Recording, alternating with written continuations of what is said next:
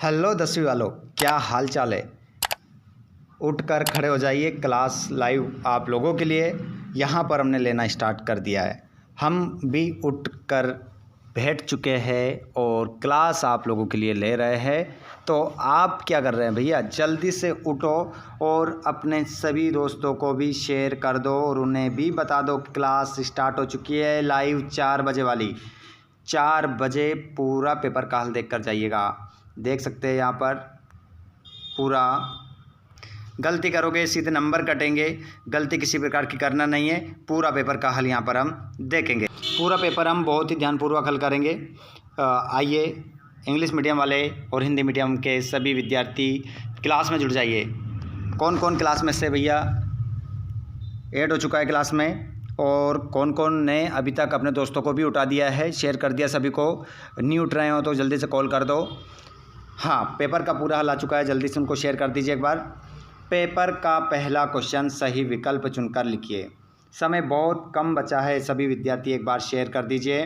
बहुत कम समय बचा है, एक बार जल्दी शेयर करें फटाफट, उसके बाद हमारी क्लास रुकेगी नहीं। प्रश्न क्रमांक पहला, फ्रांस में बुर्बो वंश के पुनः सत्ता प्राप्त की। तो फ्रांस में बुर्बो वंश ने पुनः सत्ता प्राप्त की थी। विनिया संधि द्वारा, मेंज संधि द्वारा, न्यूरेमबर्ग संधि द्वारा या फ्रैंकफर्ट संधि द्वारा। तो इसमें आपका जो करेक्ट आंसर होगा वो हो जाएगा विनिया संधि के द्वारा। अगला क्वेश्चन देखेंगे, इंग्लिश मीडियम के अपने आंसर देख लेंगे। उसके बाद में प्रश्न नंबर 2, अफ्रीका में रिंडरपेस्ट नामक बीमारी फैली थी। तो ये बीमारी कब फैली थी? तो ये जो बीमारी फैली थी बच्चों, ये फैली थी आपकी 1690 में, 1790 में, 1890 में, 1990 में। तो इसका करेक्ट आंसर आपका होगा 1890 में। अगला प्रश्न है, इंग्लैंड में औद्योगिकरण आरंभ हुआ। तो इंग्लैंड में जो औद्योगिकरण है बच्चों, ये कब आरंभ हुआ? तो इसका करेक्ट आंसर आपका हो जाएगा 18वीं सदी में। 18वीं सदी आपका आंसर होगा। अगले प्रश्न को आप देखेंगे, 18वीं सदी में यूरोप के कुछ भागों में साक्षरता प्रतिशत पहुंच गया था। तो यहाँ पर आपका जो करेक्ट आंसर होगा वो हो जाएगा 18वीं सदी में यूरोप के कुछ भागों में साक्षरता प्रतिशत पहुंच गया था। चलिए, आज का क्वेश्चन आप लोगों के लिए मैं छोड़ देता हूँ, ठीक है। बताइए सबसे पहले किसका कमेंट सबसे पहले आता है। मान लूँगा मैं उसको जिसने भी जवाब दे दिया है।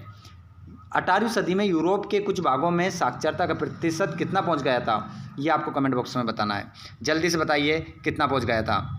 उसके बाद में अगला प्रश्न रहेगा, गुटेनबर्ग ने अपनी पहली मीटिंग प्रेस बनाई। तो कब बनाई? 1348, 1548, 1648, 1448।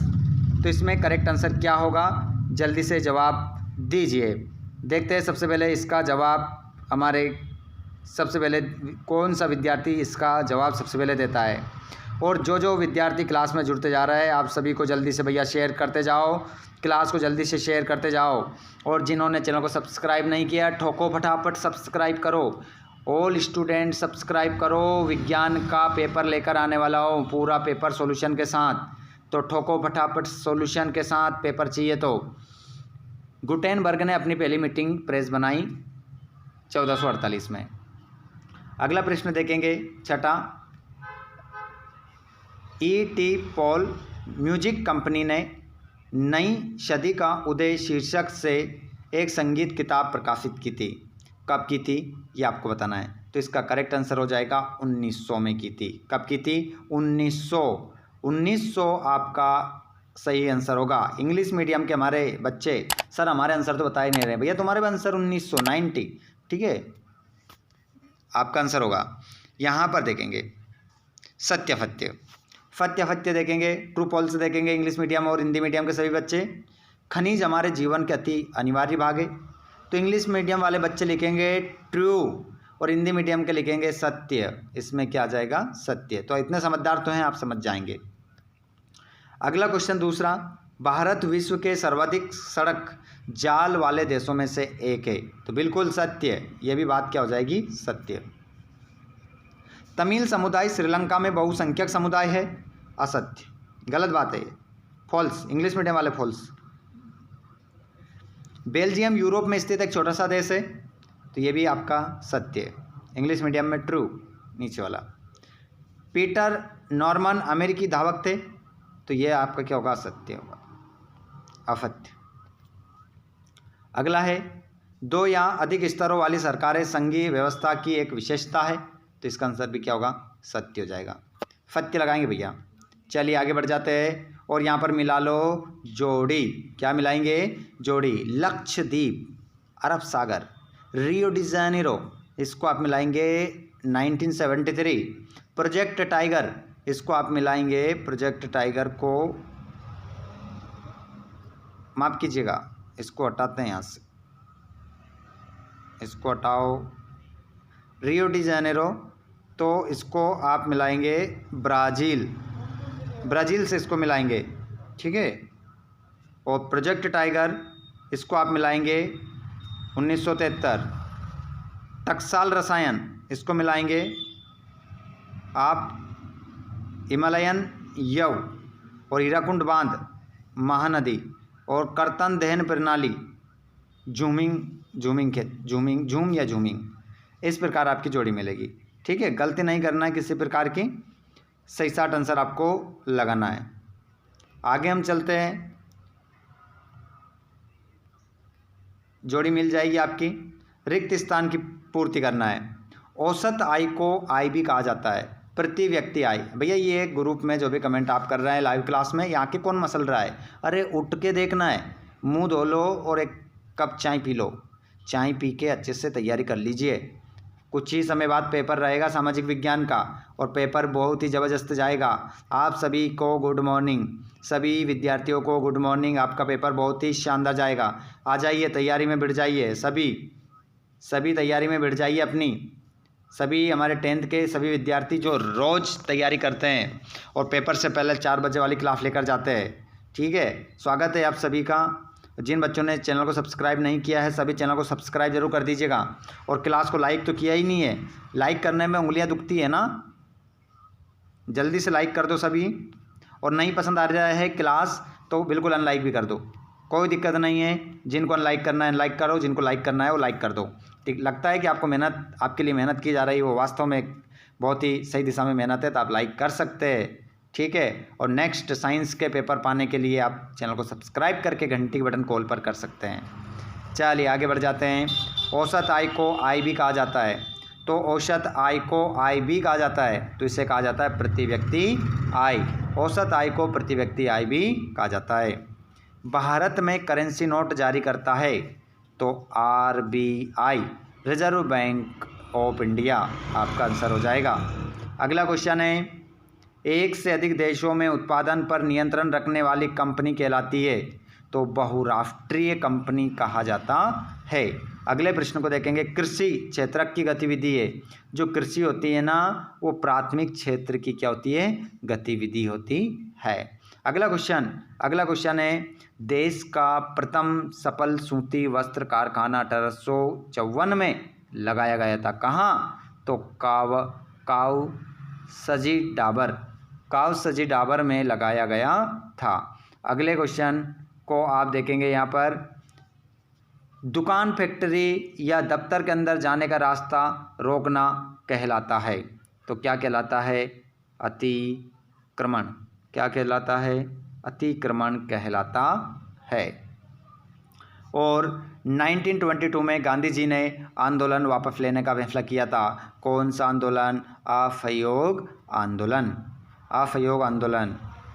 एक शब्द में उत्तर देंगे, यहाँ पर प्रति 1000 लड़कों पर लड़कियों की संख्या को क्या कहते हैं, तो उसे कहते हैं भैया लिंगानुपात। आपका सही उत्तर यहाँ पर हो जाएगा, लिंगानुपात आप आंसर लगाएंगे। आगे चलिए। नेपाल संघीय गणराज्य कब बना, तो नेपाल जो है संघीय गणराज्य कब बना, तो ये 28 दिसंबर 2007 में बना। तारीख मत भूल जाइएगा, नींद में से उठ जाना, गारंटी के साथ कह रहा हूँ, नहीं तो ये नींद तुम्हें लेकर डूब जाएगी। जल्दी से बिस्तर को छोड़ दो, नहा लो, धो लो, क्लास को लेने के बाद नहाना धोना, भैया नहीं तो मोबाइल लेके चले जाओ नहाने धोने, ऐसा काम नहीं करना है। अच्छे से पहले क्लास लो, उसके बाद सारे के सारे नहाने जाएंगे और नहाने के बाद अच्छे से और रिवीजन करेंगे, ठीक है। भारत में राजनीतिक दलों को मान्यता कौन देता है? तो भारत में राजनीतिक दलों को मान्यता कौन देता है? तो ये देता है निर्वाचन आयोग। भैया 4:11 हो गए हैं, 4:11 हो गए हैं, हमारी क्लास चल रही है, ठीक है। आप भी अपनी घड़ी में उठकर देख सकते हैं कितनी बज रही है ना। चिंता ना करो, आप लोगों के लिए इसी प्रकार मेहनत करते रहेंगे, रात हो या दिन हो, बस हम आगे बढ़ते चलेंगे। यहाँ पर चलिए, भारत में राजनीतिक दलों को मान्यता कौन प्रदान करता है? निर्वाचन आयोग। अगला क्वेश्चन, सामाजिक विविधताओं में सामंजस्य किस शासन व्यवस्था का गुण है? तो आंसर हो जाएगा लोकतांत्रिक व्यवस्थाएं। लोकतांत्रिक व्यवस्थाएं आपका आंसर होगा, लोकतांत्रिक व्यवस्थाएं। अगला क्वेश्चन है, स्पिनिंग जेनी मशीन किसने बनाई थी? तो स्पिनिंग जेनी मशीन जो थी हरग्रीव्स ने बनाई थी, हरग्रीव्स आपका आंसर हो जाएगा। आगे चलते हैं, लोकतंत्र की चुनौतियों से निपटने के लिए सुझाव क्या कहलाते हैं? इस प्रश्न का जवाब मेरे सभी क्लास 10th के जो टॉपर हैं वो जवाब देंगे। तो बताओ, लोकतंत्र की चुनौतियों से निपटने के लिए जो सुझाव है वो क्या कहलाते हैं? अब मुझे पता चलेगा कि वास्तव में आपको नींद आ भी रही है या नहीं आ रही है। क्वेश्चन ऐसा है कि नींद आपकी चुटकियों में भग जाएगी। बताओ इसका जवाब क्या होगा? कमेंट बॉक्स में छाप दो, छाप देना इसका आंसर कमेंट बॉक्स में। अगला क्वेश्चन आपका है, भारत में 24 दिसंबर को किस रूप में मनाया जाता है? तो हमारे भारत देश में 14 दिसंबर को हम किस दिवस के रूप में मनाते हैं? 14 दिसंबर को तो राष्ट्रीय उपभोक्ता दिवस के रूप में मनाते हैं। आगे हम चलेंगे, प्रश्न नंबर 6, सतत पोषणीय आर्थिक विकास क्या है? संसाधन से आप क्या समझते हैं? एक बात कान खोल के सुन लेना, इनका आंसर मैं आपको देने वाला हूँ, भग मत जाना क्लास को छोड़कर। हाँ, ज़्यादा समय नहीं हुआ है, 12 मिनट की क्लास हुई है अभी आपको भगना नहीं है। संकटग्रस्त जीव जातियाँ किसे कहते हैं? 2 उदाहरण लिखिए। सुभेद जातियाँ क्या है? 2 उदाहरण लिखिए। और प्रारंभिक जीवन निर्वाह कृषि से क्या तात्पर्य है? मोटे अनाज से आप क्या समझते हैं? गुमास्ता से क्या तात्पर्य है? फ्लाई शटल क्या है? और प्लाटेन का क्या प्रयोग था? आगे भी आप देख सकते हैं, बंगाली भाषा में पहली व संपूर्ण आत्मकथा कब व किसने लिखी थी? तो किसी का नाम आ रहा होगा आपको, राष्ट्रगीत या राष्ट्रगान के। तो प्रश्न क्रमांक आपका 11वां है, एफ्रो अमेरिकी कौन कहलाते हैं? समरूप समाज की कोई 2 विशेषताएं लिखिए। आगे भी आप देख सकते हैं, लोकतंत्र की कोई 4 विशेषताएं लिखिए। इन सभी प्रश्नों के आंसर बताएंगे या नहीं बताएंगे? एक ही क्वेश्चन चल रहा होगा दिमाग में, अरे शांति रख लो मेरे भाई, आंसर मिलेंगे इन सभी प्रश्नों के आंसर। इनमें जो भी प्रश्न आप देख रहे हैं, आप लोगों के लिए हमने एक सुविधा प्रदान कर रखी है हमारे टेलीग्राम चैनल की, और तो और अब हमने व्हाट्सएप ग्रुप भी आप लोगों के लिए लेकर आ चुके हैं, जिसकी लिंक भी आपको डिस्क्रिप्शन में दे दी है। या तो आप टेलीग्राम से जुड़ जाओ या व्हाट्सएप पर जुड़ जाओ और कमेंट बॉक्स में बता दो इनमें से कौन से प्रश्न का आंसर चाहिए। खनिजों का संरक्षण क्यों आवश्यक है? देख सकते हैं पूरा क्वेश्चन पेपर। मानचित्र में क्या दर्शाना है? मानचित्र के वीडियो भी आपको मिल जाएंगे, ठीक है। तो आप सभी इसको देख लो अच्छे से, पूरा क्वेश्चन पेपर देख लीजिए 23 तक, और 23 तक पूरा पेपर हल करके ही आप आएंगे। अब इनमें से कौन से प्रश्न का आंसर आपको चाहिए, आप हमें कमेंट बॉक्स में बता दो, फटाफट बता दो। व्हाट्सअप लिंक में बता दो, व्हाट्सअप में ज्वाइन हो जाओ, टेलीग्राम से ज्वाइन हो जाओ, और आंसर आपको मैं तुरंत सेंड करूंगा, तुरंत के। इनमें से बहुत सारे प्रश्न तो आपको आते होंगे, जो नहीं आता है कमेंट बॉक्स में बताओ, ठीक है। तो यहाँ पर हमारी क्लास समाप्त होती है, मिलते हैं हम अभिज्ञान के साथ। आप सभी का बहुत बहुत धन्यवाद। Thanks for watching.